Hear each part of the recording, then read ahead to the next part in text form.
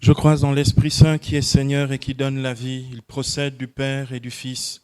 Avec le Père et le Fils, il reçoit même adoration et même gloire.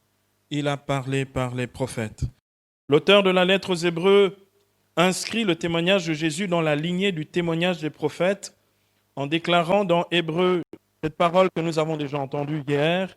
Après avoir à bien des reprises et de bien des manières parlé autrefois au Père par les prophètes, Dieu, en la période finale où nous sommes, nous a parlé à nous en un Fils qu'il a établi héritier de tout, par qui aussi il a créé les mondes, ce Fils qui est le resplendissement de sa gloire et l'effigie de sa propre nature, soutient l'univers par sa parole puissante.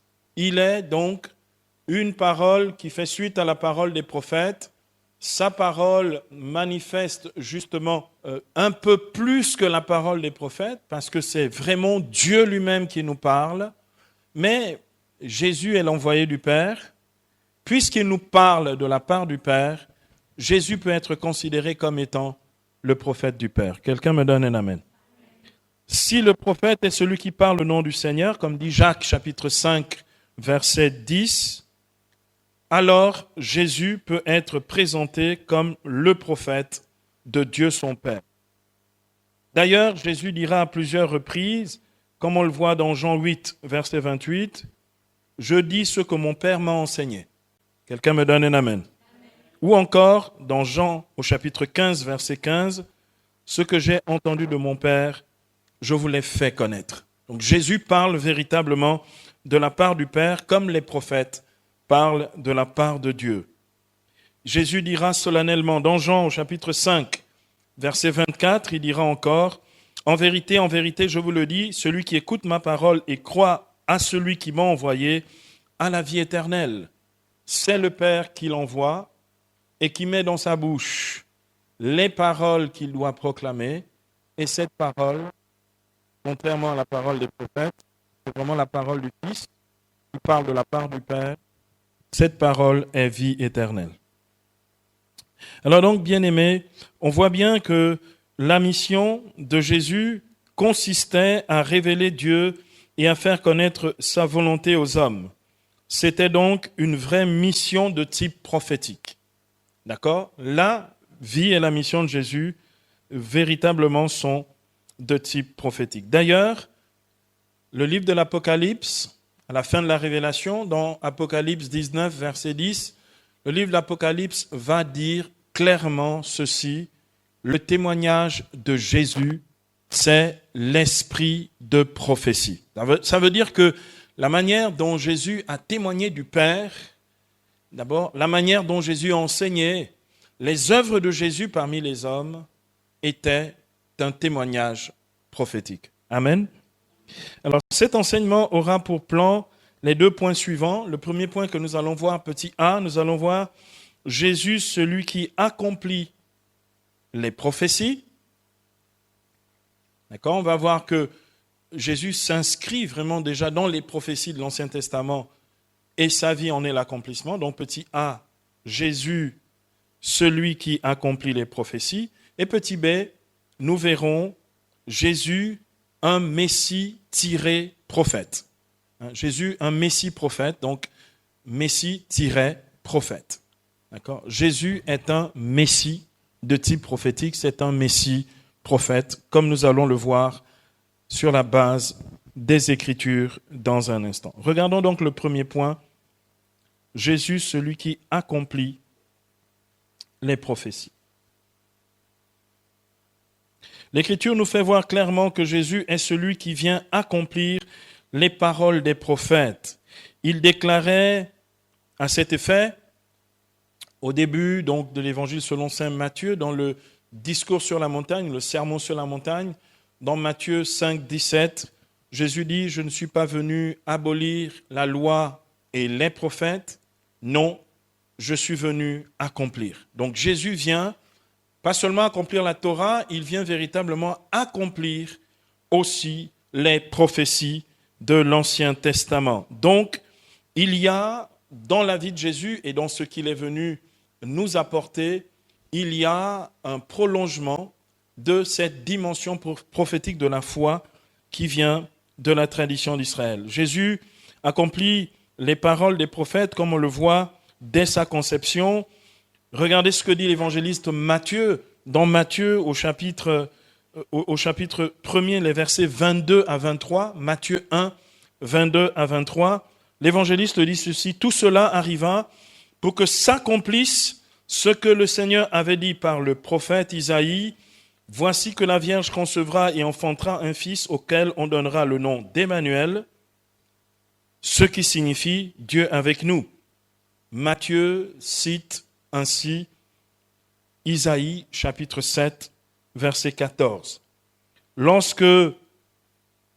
de la visite des mages, au moment où ils interrogea Hérode, les grands prêtres et les scribes de leur temps pour savoir la date et le lieu où devait naître le Messie du Seigneur,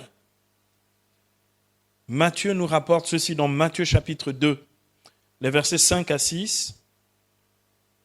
Ils dirent à Bethléem de Judée, car ainsi a-t-il été écrit par le prophète.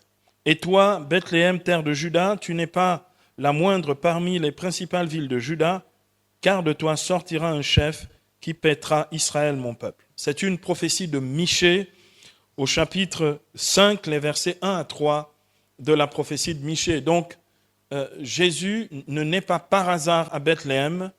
La naissance de Jésus à Bethléem, alors que ses parents venaient de la Galilée, la naissance de Jésus à Bethléem est une naissance prophétique parce qu'elle accomplit une prophétie de l'Ancien Testament. L'évangéliste donne les raisons du début du ministère de Jésus en Galilée en déclarant dans Matthieu 4, Matthieu chapitre 4, les versets 12 à 17. Ayant appris que Jean avait été livré, Jésus se retira en Galilée, puis abandonnant Nazareth, il vint habiter à Capharnaüm au bord de la mer, dans les territoires de Zabulon et de Nephtali, pour que s'accomplisse ce qu'avait dit le prophète Isaïe: terre de Zabulon, terre de Nephtali, route de la mer, pays au-delà du Jourdain, Galilée des nations, le peuple qui se trouvait dans les ténèbres a vu une grande lumière. Pour ceux qui se trouvaient dans l'ombre du pays de la mort, une lumière s'est levée. C'est Isaïe 8, les versets 29, jusqu'à Isaïe 9, verset 1. Ce texte qui est souvent lu la nuit de Noël comme première lecture dans la liturgie. D'accord ?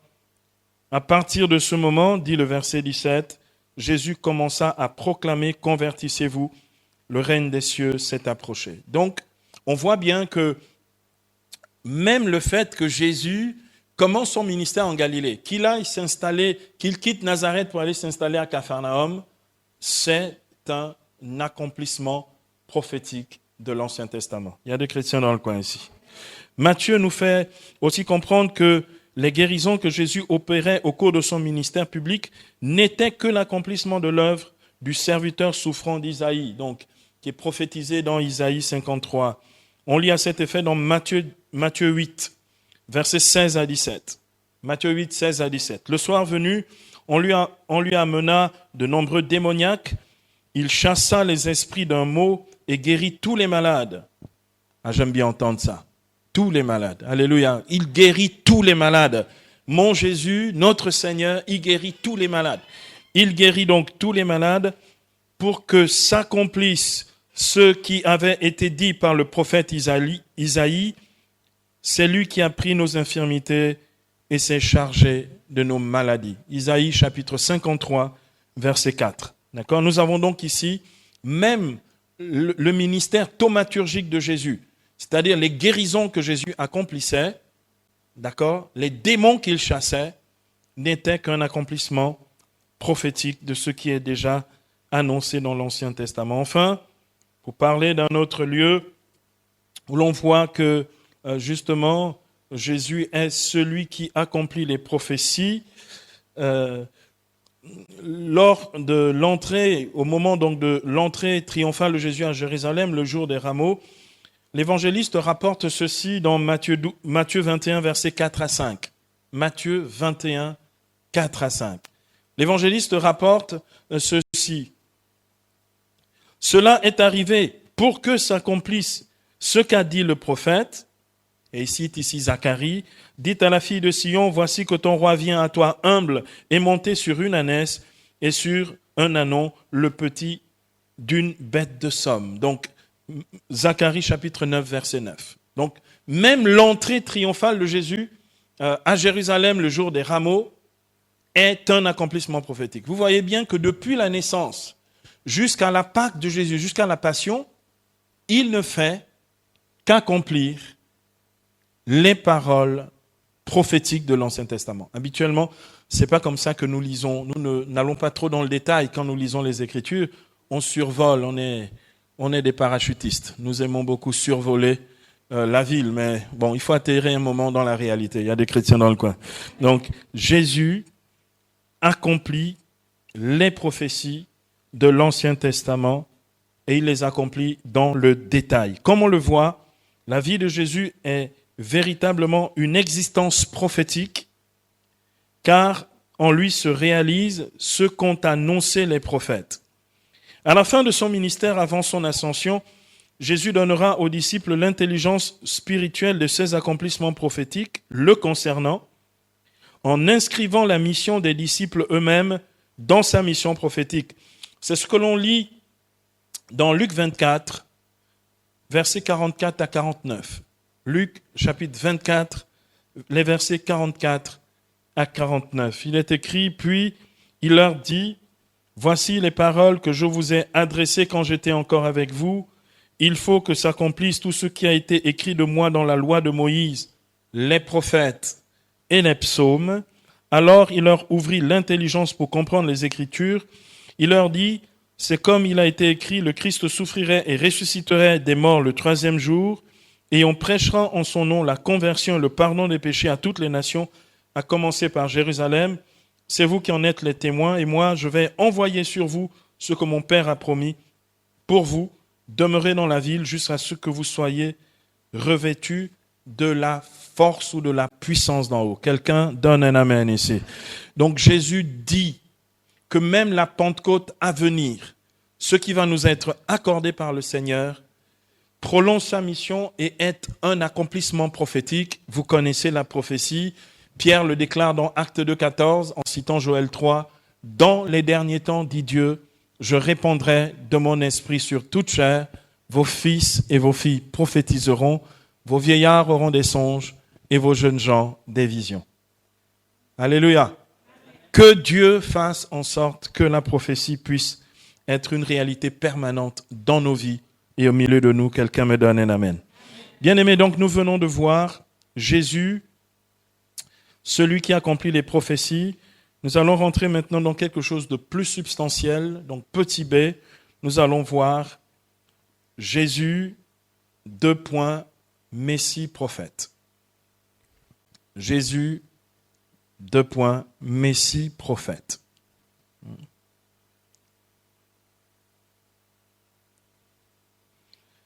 Au début de son ministère, Jésus lui-même se présentera aux habitants de Nazareth comme un prophète, en s'appropriant les paroles du prophète Isaïe, paroles très connues. Dans Luc 4, 18, « L'Esprit du Seigneur est sur moi, car le Seigneur m'a consacré par l'onction pour porter la bonne nouvelle aux pauvres. » Celui qui est oint et qui parle de la part du Seigneur, c'est le prophète. Donc Jésus dit clairement qu'il a sur lui l'onction prophétique. N'oubliez pas qu'il cite ici Isaïe 61, verset 1. Isaïe, le 3e Isaïe, d'accord, c'est la 3e partie du livre Isaïe. Le 3e Isaïe, quand il affirme cela, il parle d'abord de lui-même. C'est d'abord le prophète de l'Ancien Testament qui le dit. L'Esprit du Seigneur sur moi, il m'a consacré par l'onction pour porter la bonne nouvelle aux pauvres. Bien-aimés, il y a donc, et je relève ça ici, la nécessité pour nous, non pas seulement de nous déclarer prophètes, prophétisant ou parlant de la part de Dieu, il est nécessaire d'en avoir l'onction. Quelqu'un entend ? Et l'onction est une mise à part. L'onction est une consécration et l'onction est un équipement spirituel. 3 choses. La mise à part, la consécration et l'équipement spirituel. L'onction, c'est pas juste ressentir quelque chose qui nous a effleuré ou touché. Quand on a véritablement l'onction, ça veut dire Dieu te prend du milieu d'un peuple, d'accord, ou du milieu d'une assemblée, ou du milieu d'une cellule, il te met à part, ça veut dire il te sort du lot pour quelque chose, il te consacre, ça veut dire que sa main est sur toi, ça veut dire qu'il y a une œuvre spéciale de la grâce de Dieu qui opère en toi et par toi, et ensuite, il t'équipe spirituel, c'est-à-dire il te donne la capacité réelle d'exercer le ministère pour lequel il t'appelle. Quelqu'un me donne un amen? Donc l'onction, Jésus dit clairement qu'il est équipé par Dieu, qu'il a été mis à part et qu'il a reçu de Dieu cette mission de porter la bonne nouvelle aux pauvres. Jésus va confirmer justement qu'il s'inscrit dans la lignée prophétique ou la lignée des prophètes dans la suite de son discours, puisque ça s'agite dans la synagogue de Nazareth. Il va le confirmer en se comparant aux deux prophètes Élie et Élisée. Toujours dans Luc chapitre 4, les versets 25 à 28. Il dit, vous allez me citer le dicton, médecin soigne-toi toi-même, mais vous savez que c'était comme du temps du prophète Élie, pendant la famine. Élie n'a pas été envoyé vers une veuve d'Israël, mais vers une veuve païenne du pays de Sidon, d'accord, qui était la veuve de Sarepta. De même, pendant du temps du prophète Élisée, il y avait beaucoup de lépreux en Israël. Cependant, personne d'autre n'a été guéri sinon Naaman, un Syrien. Donc, Jésus se compare, en fait. Il ne fait pas un gros commentaire. Il dit simplement, si quelqu'un a des oreilles, qu'il entende. En fait, ce que vous voulez faire là, vous êtes en train de me regarder bizarrement. L'Esprit du Seigneur est réellement sur moi. Il m'a consacré par l'onction pour porter la bonne nouvelle aux pauvres, libérer les captifs, renvoyer en liberté les opprimés. Donc Jésus se présente comme prophète. Et Jésus va même le dire explicitement dans Luc au chapitre 4 ici, verset 24. Jésus dit ceci, écoutez bien, il dit, en vérité, et quand Jésus dit Emouna, en vérité, je vous le dis, aucun prophète n'est bien accueilli dans sa patrie. C'est là qu'il va déclencher les hostilités, puisqu'à partir de ce moment-là, ils veulent le précipiter sur l'escarpement de la colline sur laquelle leur ville, une partie de Nazareth a été construite. Et donc, en fait, ce que l'on réalise ici, c'est que Jésus, en fait, dit assez clairement qu'il est prophète. Il y a des chrétiens dans le coin? Et il le dit. Donc, il y a une vraie vie prophétique chez Jésus. Il dit donc que, justement, aucun prophète n'est bien accueilli dans sa patrie. Alors, ça, c'est la phrase que tout le monde sort pour éviter de rendre témoignage dans les propres maisons, dans les propres familles, parce que chacun cite le dicton à sa manière. De toute façon, aucun prophète n'est bien accueilli dans sa famille. Donc, moi, mieux je me tais, on ne sait pas pourquoi mieux, mais mieux je me tais parce que si je parle, on va encore m'accuser, d'accord? Du coup, les gens ne parlent pas. Et, avant de dire aucun prophète n'est accueilli dans sa famille, il faut d'abord déjà vérifier, est-ce que tu as un témoignage prophétique? Est-ce que quelqu'un entend ce que je dis ici? Parce que vous allez trop vite en besogne. Aucun prophète n'est accueilli dans... D'accord, mais est-ce que tu es d'abord prophète? Tu prophétises où, quand, comment? Parce que si justement tu es un témoin prophétique, eh bien ça se manifeste même dans ta famille de gré ou de force, qu'ils le veuillent ou non, qu'ils t'acceptent ou qu'ils ne t'acceptent pas. Il y a des chrétiens dans le coin.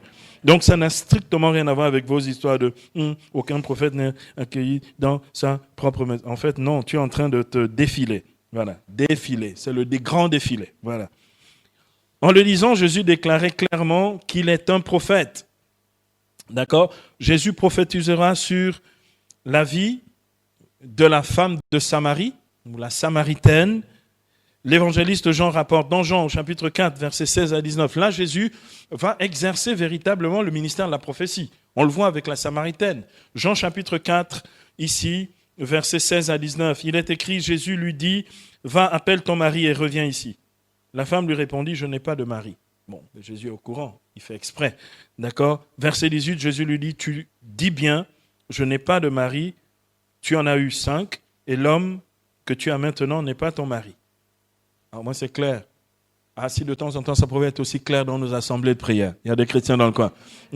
Donc Jésus dit, bon, il ne dit pas, c'est le concubin. Il n'a pas dit concubin, mais en fait, il dit c'est le concubin. D'accord? Celui avec qui tu es n'est pas ton mari. En cela, tu dis vrai, dit Jésus.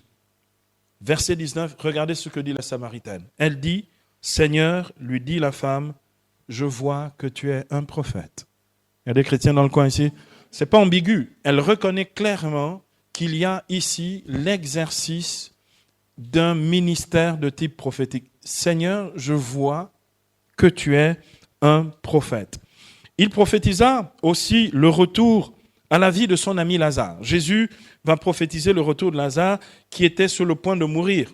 Il va même retarder de deux jours et demi avant de se rendre en Judée à Béthanie pour justement ressusciter son ami. Et il est écrit dans Jean 4,4 ici, Jésus disait, cette maladie ne conduit pas à la mort, mais elle est pour la gloire de Dieu, afin que le Fils de l'homme soit glorifié en elle. Il sait qu'il va mourir. On lui a déjà dit, ton ami, celui que tu es malade, vient parce que là c'est terminé. Vous savez, c'est vraiment le gars en agonie, il va mourir. Et Jésus reste encore 2 jours en Galilée, il dit non. Il leur dit ici dans Jean 4,4, cette maladie ne conduit pas à la mort, mais elle est là pour la gloire de Dieu. Bon, je pense que quelques chrétiens impatients auraient dit, vraiment, tu n'es même pas charitable, le cousin souffre, et tout ça, il faut venir lui donner les derniers sacrements, etc., etc. Jésus ne bouge pas, d'accord? L'évangéliste ajoute, dans Jean 4,11, l'évangéliste ajoute ceci, il parla ainsi et ajouta, notre ami Lazare dort, mais je vais aller le réveiller. Donc Jésus prophétise le retour à la vie de Lazare. Quelqu'un me donne un amen. Bien aimé, en fait, beaucoup d'entre nous, je ne sais pas comment ils vivent la vie prophétique. Je voudrais ici redonner sous forme prophétique un témoignage de quelque chose que moi j'ai vécu en 2007 en France. Je prêchais une retraite en Belgique et une jeune de la communauté des béatitudes qui faisait du cheval pendant un week-end était tombée sur la tête et sa tête s'était fracassée sur le sol. Elle n'avait pas de bombe pour protéger sa tête et sa tête s'est ouverte et elle est tombée dans un coma irréversible. En fait, on n'attendait plus que l'heure du décès. Donc on l'a emmenée au CHR de Rennes, à l'hôpital public de Rennes. Moi, j'étais en Belgique, on me téléphone et on me dit « il faut venir vite ». Parce que on ne sait pas, il reste quelques heures, mais c'est bien de venir soutenir les parents et tout. La petite s'appelle Laetitia, bon, elle n'est plus petite maintenant, c'est une grande femme mariée avec des enfants. Et donc, je pars, je finis la retraite. Dès que je finis la retraite, je ne mange même pas, je prends la voiture et je traverse une partie de la France pour me retrouver dans l'ouest de la France, à Rennes. Dès que j'arrive, je dis, elle est où? On me dit, elle est dans cette chambre ici, dans ce pavillon, mais personne ne peut rentrer, c'est des chambres stériles et personne ne peut accéder. Quand Anne Merlot, qui m'avait appelé, m'avait dit ça alors on était entre 2 enseignements avant la fin de la retraite en Belgique, j'avais cette conviction dans mon cœur que Dieu voulait me tester, moi. En fait, Dieu voulait me mettre à l'épreuve. Bon, c'est bien d'aller de temps en temps dire, il ressuscite les morts, hein? C'est mieux de temps en temps d'en ressusciter quelques-uns aussi. Il y a des chrétiens dans le coin? Non, parce que normalement, en fait, les disciples sont envoyés pour ressusciter les morts. Aussi, ça fait partie du ministère charismatique. C'est pour ça que de temps en temps, on attend qu'il y ait des morts dans nos assemblées, au moins pour que nous puissions mettre en pratique la parole. D'accord? Et donc, comme personne ne veut mourir, donc on ne peut pas exercer le ministère. Donc, je me suis retrouvé et dès que je suis arrivé à Rennes, ne sachant plus quoi dire, comment encourager les parents et apaiser leur cœur, le Saint-Esprit me dit, dis-leur, Laetitia n'est pas morte, elle dort. Il y a des chrétiens dans le coin? Maintenant, si ce que tu dis là n'est pas... Bon, si Jean ne dort plus et qu'elle est carrément déjà morte et qu'elle est partie. Au moment où je suis arrivé, le médecin, la femme médecin qui s'occupait de Laetitia sort de l'endroit et dit son état est stable. Bon, je dis, bon, écoutez, on va prier. Comme on ne peut pas rentrer, je vais imposer les mains sur le mur de la chambre puisqu'elle est de l'autre côté. Lazare dans le tombeau. Il y a des chrétiens dans le coin ici. Et donc, j'impose les mains sur le mur et je dis, nous allons simplement prier en langue parce que la Bible dit dans Romains 8, 27 que l'intercession des saints correspond à la volonté de Dieu. Si on prie dans l'esprit, eh ben, Dieu lui-même fera avec cette prière de foi. Nous avons imposé les mains, nous avons prié en langue, ça a duré un bon petit quart d'heure. On a fini de prier en langue, on s'est assis. La femme médecin qui surveillait justement Laetitia refait un tour, elle ressort, elle nous dit, elle a ouvert les yeux. Elle est tirée d'affaire. Laetitia est sortie de là 15 jours plus tard, sans aucune séquelle sur le plan psychique. Elle a été totalement guérie. 15 jours plus tard encore, donc un mois plus tard, elle était à New York pour faire des vacances. Il y a des chrétiens dans le coin. Bien aimé, le Seigneur fait ça. Donc quand Jésus prophétise ici, il dit « Notre ami Lazare dort, je vais aller le réveiller ». C'est une parole de prophétie et le Seigneur accomplit sa parole. Amen. Mais Jésus va surtout prophétiser par 3 fois sa mort et sa résurrection. Est-ce que vous savez que les 3 annonces de la passion de Jésus, c'est 3 prophéties? Le gars dit exactement ce qui va se passer. Je monte à Jérusalem, je vais me faire arrêter, etc. On va me flageller. Il décrit en fait d'avance ce qui va se passer. Ils vont même me tuer. 3 jours après, je ressuscite. On le lit ici, chez Matthieu, la 3e fois où Jésus prophétise sa mort et sa résurrection, c'est dans Matthieu 20, les versets 18 à 19. Matthieu chapitre 20, les versets 18 à 19. « Voici que nous montons à Jérusalem. Le Fils de l'homme sera livré aux grands prêtres et aux scribes. Ils le condamneront à mort et ils le livreront aux païens pour en être bafoué, flagellé et crucifié. Et le 3e jour, il ressuscitera. » Quelqu'un donne un vrai amen ici. Il ressuscite. Bien aimé, ça veut dire que la résurrection de Jésus est l'accomplissement d'une prophétie. C'est la prophétie du signe de Jonas. Comme Jonas chapitre 2, bien sûr, Jonas a passé 3 jours et 3 nuits dans le ventre de la baleine. Le Fils de l'homme a passé 3 jours et 3 nuits dans le ventre de la terre. Et au 3e jour, Jonas a été craché sur les rives de Ninive vivant. Le Fils de l'homme est ressuscité le 3e jour, conformément aux Écritures. Quelqu'un donne un amen. D'ailleurs, parlant de sa mort, Jésus dira dans Luc 13, verset 33. Luc 13, 33. C'est le genre de détail que l'on ne voit pas quand on lit la Bible. Bien aimé, je trouve qu'on lit trop vite.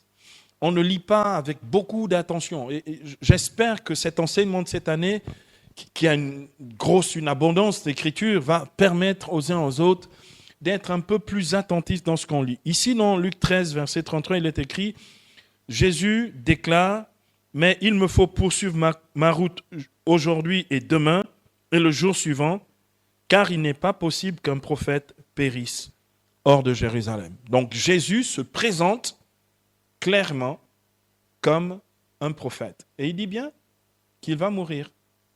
Donc en parlant ainsi, il prophétise en même temps et se présente lui-même comme un prophète. Quand on dit qu'il y a véritablement un témoignage prophétique dans la vie de Jésus, nous l'entendons ici de sa propre bouche.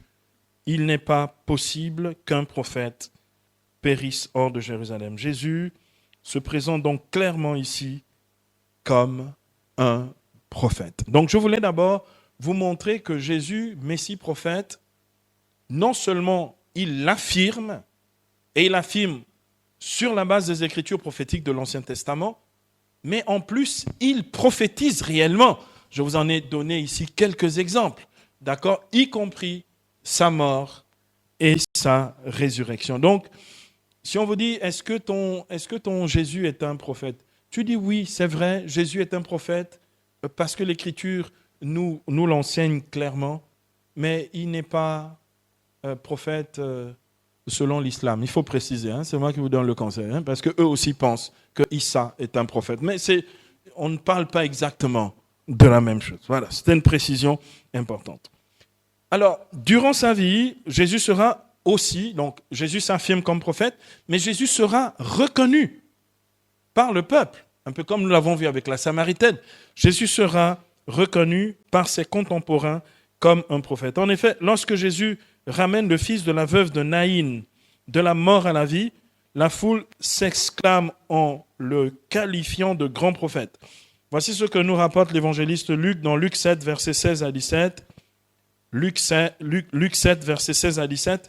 Tous furent saisis de crainte et ils rendaient gloire à Dieu en disant « Un grand prophète s'est levé parmi nous, Dieu a visité son peuple » et ce propos sur Jésus se répandit dans toute la Judée et dans toute la région. Ça veut dire que partout, tout le monde disait, il y a un grand prophète qui s'est levé parmi nous. Dieu a visité son peuple. Il fait quand même des choses extraordinaires. On emmène en terre le fils d'une veuve et tout d'un coup, il dit, arrêtez. Il relève l'enfant et il le rend à sa mère. Quelqu'un entend? Mais en fait, que ce soit Élie ou Élisée avant lui, ont déjà fait ça. Ils ont déjà ramené des fils de veuves. Il y a des chrétiens dans le coin. Ils ont déjà ramené des fils de veuves à leur mère. Et ça veut dire que Jésus s'inscrit véritablement dans la lignée thaumaturgique de ces grands prophètes de l'Ancien Testament que sont Élie et Élisée. L'évangéliste Jean rapporte cette réaction de la foule après la multiplication des pains à Capharnaüm en déclarant dans Jean 6, 14,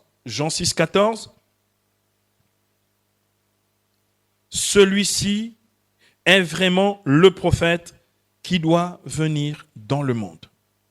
Oh, donne-moi un amen. Celui-ci est vraiment le prophète qui doit venir dans le monde. Donc Jésus apparaît après avoir multiplié le pain. Bien-aimé, si Élie peut pendant 3 ans et 6 ans maintenir la farine et l'huile dans la maison de la veuve de Sarepta, vous pensez que Jésus ne peut pas multiplier le pain? Si Élisée a multiplié le pain, vous pensez que Jésus ne peut pas multiplier le pain? Et donc, il s'inscrit une fois de plus ici dans la lignée des prophètes et il est reconnu ainsi par la foule.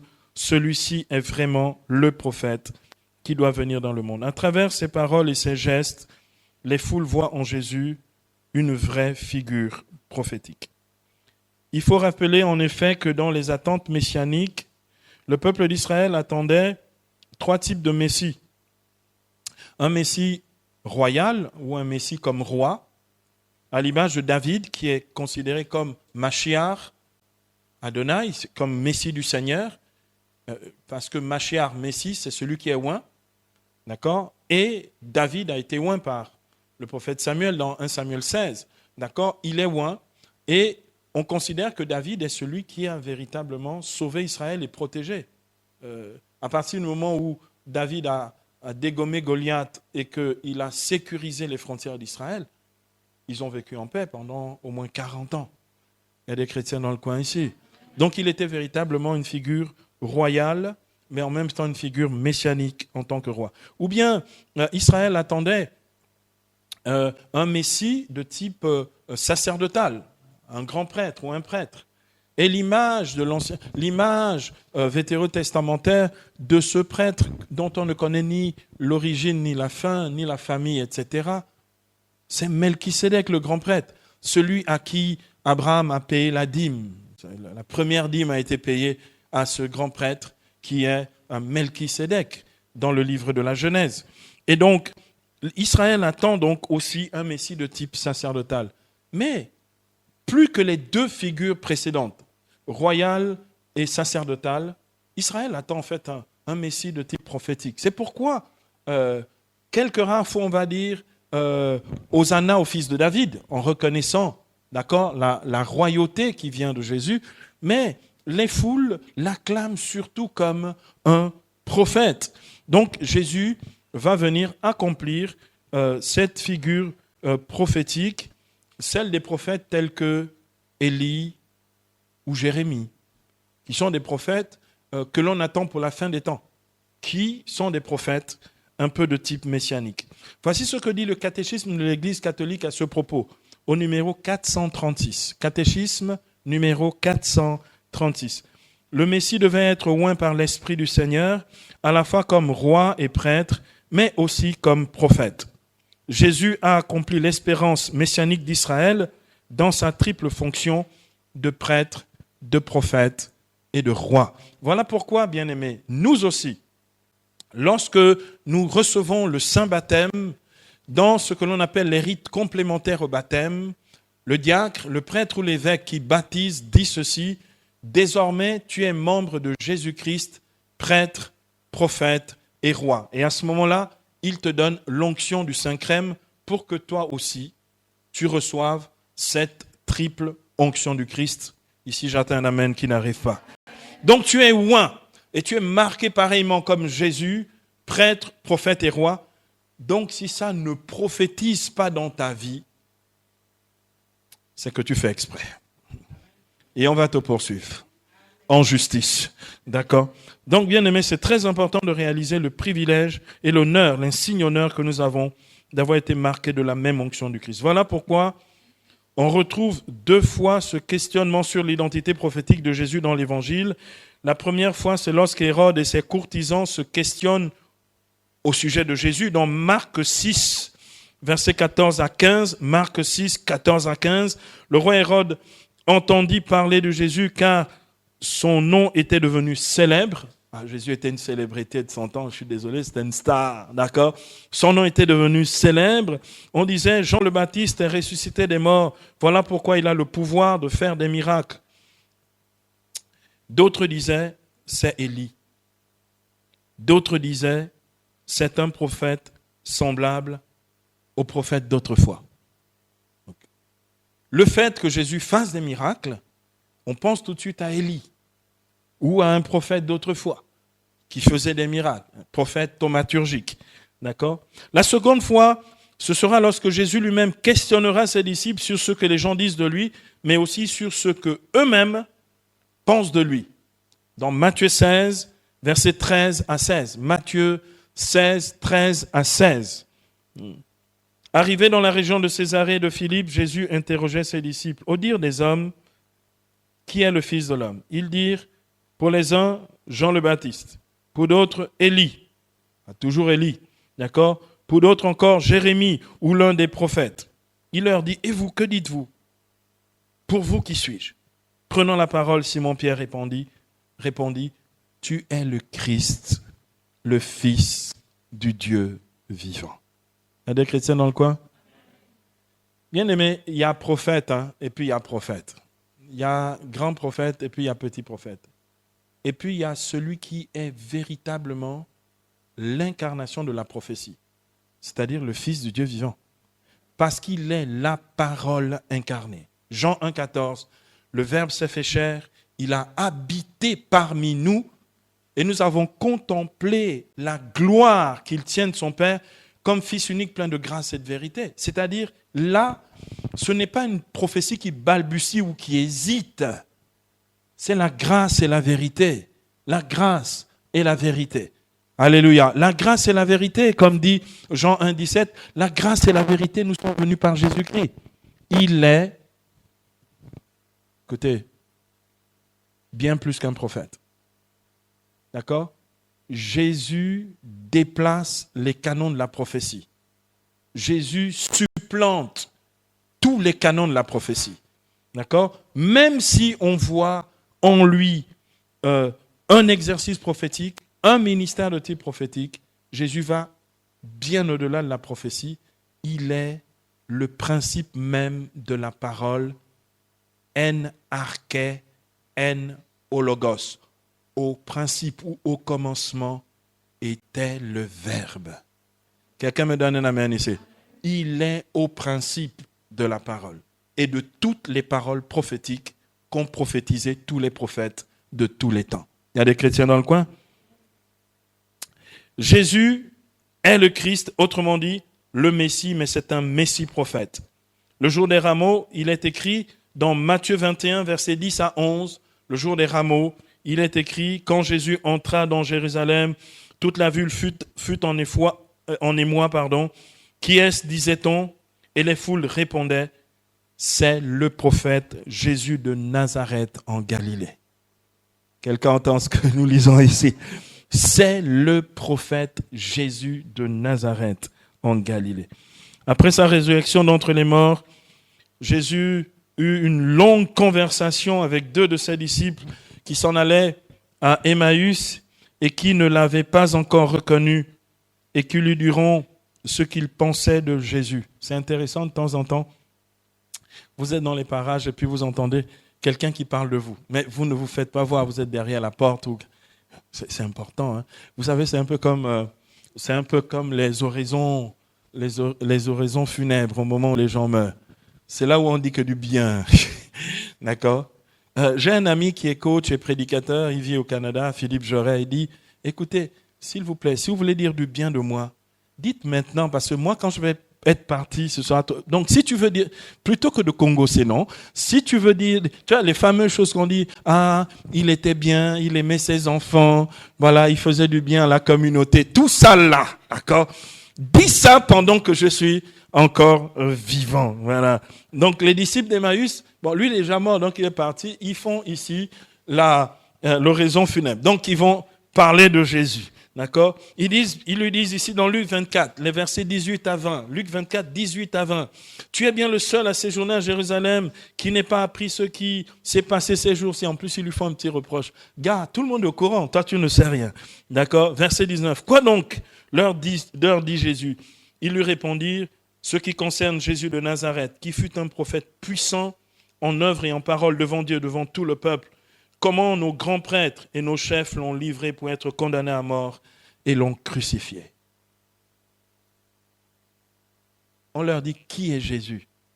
Un grand prophète, puissant, en œuvre et en parole, devant Dieu et devant les hommes. Et bien aimé, je voudrais, parce que nous sommes sur la fin de cet enseignement, je voudrais insister sur le fait qu'on n'est pas d'abord prophète devant les hommes. On n'est pas prophète pour dire aux gens, écoutez, moi je prophétise bien, venez dis à ta cousine, à ta soeur, si elle a vraiment besoin d'une parole, hein, elle peut venir chez moi.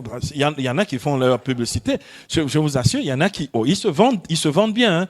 Dites, voilà que, bon, s'il veut savoir et tout, moi je prie, hein, moi je donne aussi les prophéties. Il faut dire, bon, c'est cadeau. Mais maintenant, s'il veut lui-même faire une offrande, d'accord, qu'il fasse l'offrande, d'accord, ok, d'accord. Vous avez toutes sortes de charlatans prophétiques comme ça dans nos milieux, d'accord. Et Ici, il est dit que Jésus est un prophète puissant devant Dieu. Quelqu'un me donne un amen ? En fait, ça se règle d'abord entre Dieu et toi. Je redis ce que j'ai dit dès le premier jour. Bien aimé, la responsabilité prophétique, la responsabilité d'être prophète, nous engage à avoir la crainte de Dieu. Nous engage, comme nous l'avons vu avec Jonas, à cette défiance de soi et à cette totale confiance en Dieu. Parce qu'on ne peut pas se risquer de prétendre dire quelque chose que Dieu n'a pas eu à dire. C'est le péché du diable. Ça s'appelle le mensonge. Comme dit Jean 8, 44, il est menteur et père du mensonge. C'est le mensonge. Et le mensonge est un péché grave. Surtout, lorsque je mens sur Dieu, ce n'est pas un petit péché, ça s'appelle un blasphème. Ça veut dire que nous devons faire très attention. Les prétendus prophètes dans les assemblées qui disent qu'ils parlent de la part de Dieu, il y a tellement de blasphèmes que les gens sont en train d'accumuler le purgatoire sur leur vie. Quelqu'un entend ce que je dis? Et je suis très, très, très sérieux là-dessus. Il faudrait le dire et le redire. J'espère que ce 4e enseignement sur la prophétie dans la vie de Jésus va être fortement diffusé pour que les gens entendent ce que nous venons de dire. Et c'est très, très important. On n'a pas à jouer avec ça. Jésus est reconnu donc par ses 2 disciples comme ayant été un prophète puissant en œuvre, ergon, que tout le monde connaît ici. Ce sont les actions, ce sont les miracles, d'accord? Ergon, c'est action, miracle, travail. C'est aussi un job. La prophétie, c'est du boulot. Le boulot premier du prophète, c'est adorer. Le prophète est un adorateur. On apprend la prophétie au pied du maître, en écoutant sa parole, en l'écoutant et en discernant sa parole. C'est donc d'abord, il était prophète en œuvre et en parole devant Dieu et devant tout le peuple, comme dit ici Luc 4, verset 19. Cette existence et ce ministère prophétique de Jésus sont reconnus par l'Église catholique lorsqu'elle enseigne dans la constitution dogmatique. Donc c'est un dogme de la foi, c'est-à-dire une vérité inchangée, que l'on ne peut plus changer. D'accord? Ça veut dire qu'elle est conforme à la révélation. D'accord? Dans la constitution dogmatique sur l'Église, intitulée Lumen Gentium, que l'on abrège LG, au numéro 35.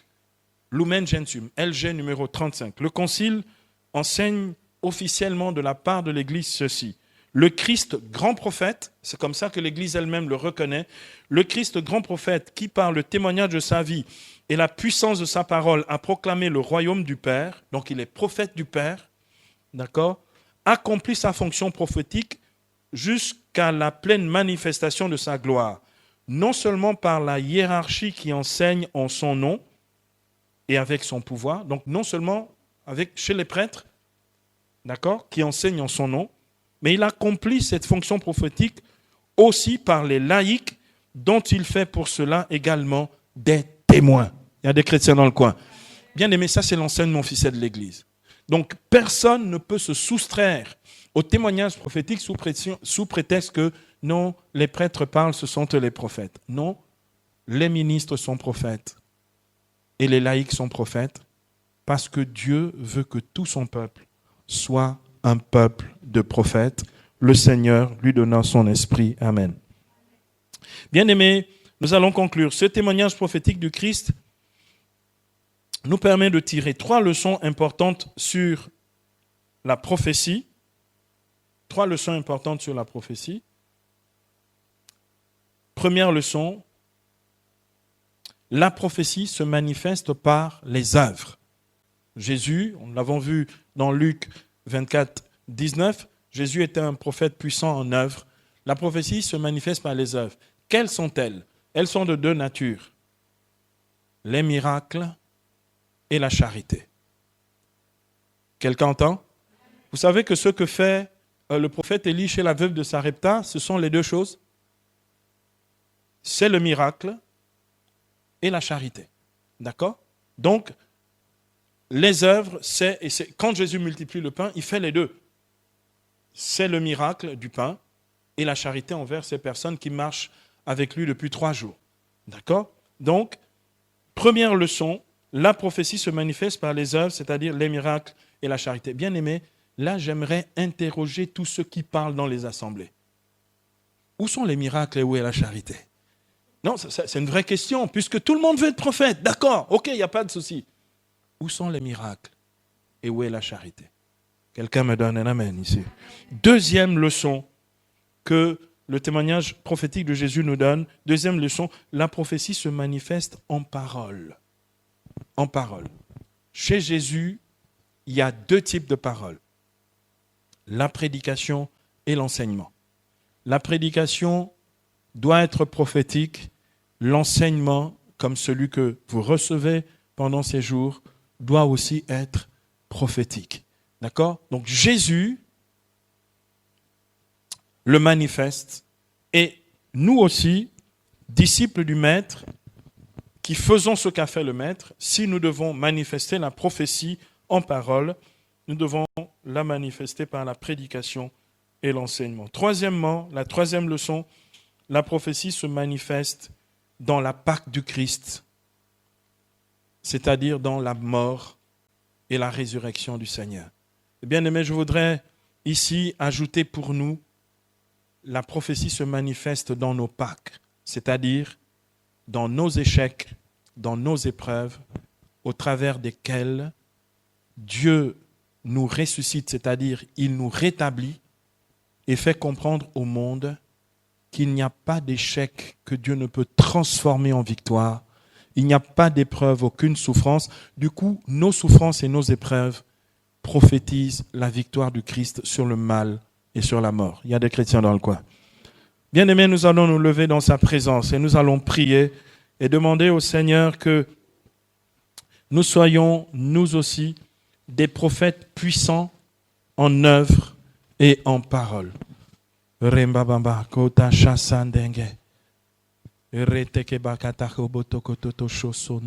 Ouvre-toi à sa présence. Étends les mains et ouvre vraiment ta vie pour que le souffle divin du Saint-Esprit te remplisse. Te remplisse.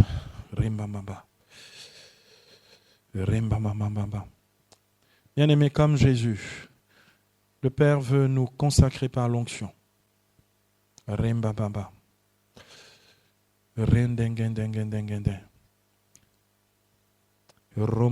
Bien-aimé, je vois l'ange de Dieu qui vient maintenant parmi nous, avec une fiole à la main, un petit vase, avec une onction de Dieu, une huile fraîche, une onction spirituelle. Et l'ange de Dieu va maintenant toucher le front de chacun d'entre nous et va déverser maintenant cette onction de sa puissance. Au moment où elle va te toucher, elle va libérer la présence de Dieu dans tout ton être, dans tout ton corps. Onction de Dieu. Onction de Dieu. Le Saint-Esprit te touche maintenant. Il te touche maintenant. Il te touche maintenant. Il te touche maintenant. L'Esprit du Seigneur est sur moi.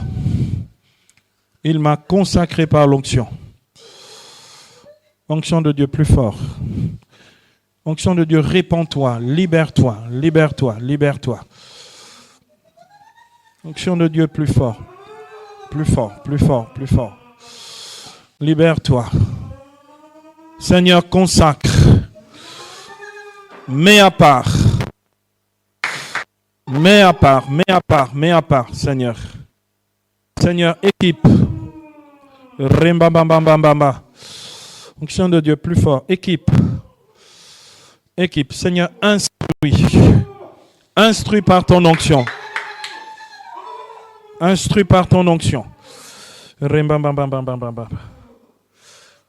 Seigneur, maintenant, établis cette onction prophétique puissamment. Établis-la en nous. Établis-la en nous. Établis-la en nous. Établis-la en nous. Établis-la. Établis-la. Établis-la. Seigneur, je prie maintenant pour que cette puissance du Saint-Esprit qui nous marque de son empreinte et qui fait de nous des prophètes à la manière de Jésus, que cette même onction fasse de nous maintenant des prophètes en œuvre. Seigneur, par les miracles, par la charité, par les miracles, par la charité, par les miracles, par la charité. Au nom de Jésus, par les miracles et par la charité. Que cette onction fasse de nous des prophètes en parole, en parole, en parole, en parole, en parole, en parole, en parole. Seigneur, par la prédication et l'enseignement. Rembabamba. Bota sarengendinda. Onction de Dieu, plus fort, plus fort. Rembabamba. Onction de Dieu plus fort. Onction de Dieu plus fort. Rembabamba kerendenginda soko tesha sandengendengende. Seigneur, mets tes paroles dans nos bouches et dans nos cœurs. Mets tes paroles dans nos bouches et dans nos cœurs. Rembambambambamba. Rembambambambamba. Rondengendengendengendengendengendengen. Seigneur, mets tes paroles dans nos bouches et dans nos cœurs. Rembambambamba. Onction de Dieu, onction de Dieu, onction de Dieu, onction de Dieu. Dans nos bouches et dans nos cœurs. Dans nos bouches et dans nos cœurs.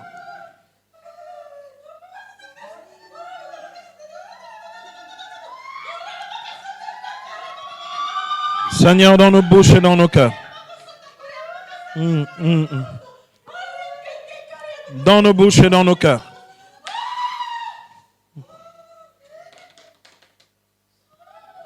Rimbambamba. Reçois cette onction fraîche. Reçois-la. Accueille-la.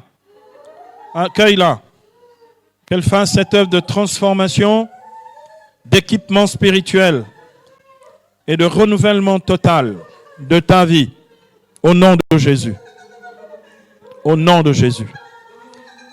Par le Saint-Esprit. Seigneur, que ce ministère de l'Esprit s'intensifie encore tout au long de cet après-midi, de cette soirée et tout au long de cette semaine prophétique.